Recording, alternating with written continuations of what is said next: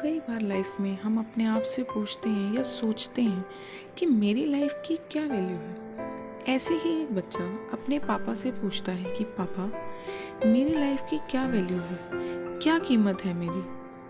उसके पापा ने उसको एक पत्थर दिया और बोला, बाजार में जाकर इसको हाथ में लेकर खड़ा हो जाए। अगर कोई इसकी कीमत पूछे तो कुछ ना बोले, सिर्फ अपनी 2 उंगली उठाकर दिखा दे। बच्चा अपने पापा की बात मानता है और मार्केट में जाकर खड़ा हो जाता है। कुछ देर बाद एक आंटी उसके पास आती है और बच्चे से पत्थर का प्राइस पूछती है। तो जैसा कि उसके पापा ने बताया था, उसको समझाया था, वो कुछ नहीं बोलता, बस अपनी 2 उंगलियां उठाकर दिखा देता है। वो आंटी बोलती है 200 रुपये। फिर वो घर आता है अपने पापा के पास और उनको सारी बात बताता है। उसके पापा उसको उस पत्थर म्यूज़ियम में ले जाने को बोलते हैं। प्राइस पूछने पर चुप रहकर सिर्फ 2 उंगलियां दिखाने के लिए उसे बताते हैं।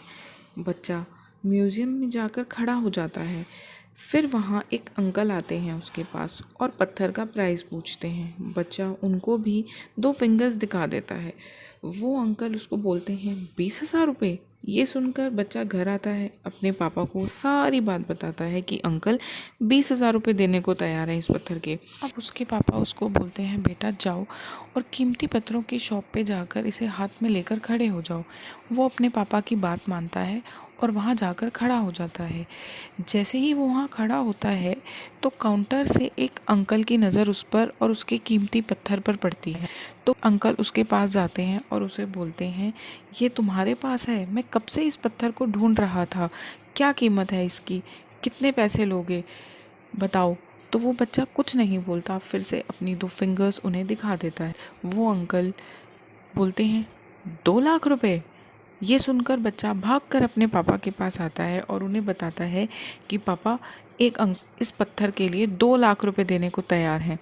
तो उसके पापा उससे पूछते हैं, बेटा कुछ समझ आया तुम्हें ये सब क्या हुआ? तो वो बोलता है, नहीं पापा। तो दोस्तों, क्या आपको समझ आया ये सब हुआ क्या? नहीं? चलिए मैं बताती हूँ। आपकी कीमत आप खुद डिसाइड करते हैं। आपकी क्या वैल्यू होगी वो आप खुद डिसाइड करते हैं।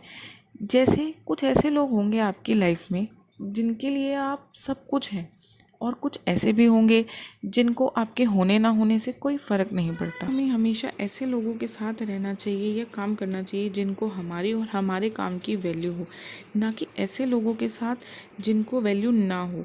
क्योंकि आपकी कीमत कोई और नहीं, आप स्वयं डिसाइड करते हैं।